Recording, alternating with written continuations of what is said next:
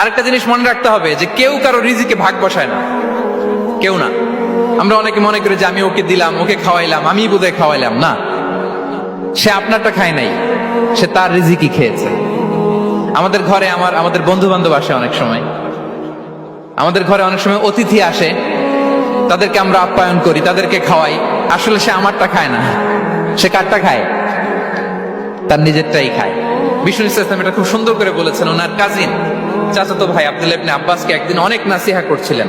করতে করতে এক পর্যায়ে তিনি বললেন, ওয়া আলাম, ইবনে আব্বাসকে বলছেন, ওয়া আলাম আন্না মা আসাবাকা লাম ইয়াকুন লিইখতিআক ওয়া মা আখতাআকা লাম ইয়াকুন লিইউসিবাক। আব্দুল্লাহ, জেনে রেখো, যেটা তুমি পাওয়ার এটা তুমি কোনোদিন হারাবা না। যেটা তোমার হওয়ার কথা ছিল ওটা তুমি কোনোদিন মিস করবা না। আর যেটা তুমি পাওয়ার কথা না, গোটা বিশ্বের সব শক্তিকে হাতের মুঠোয় আনলেও সেটার দেখা তুমি পাবে না।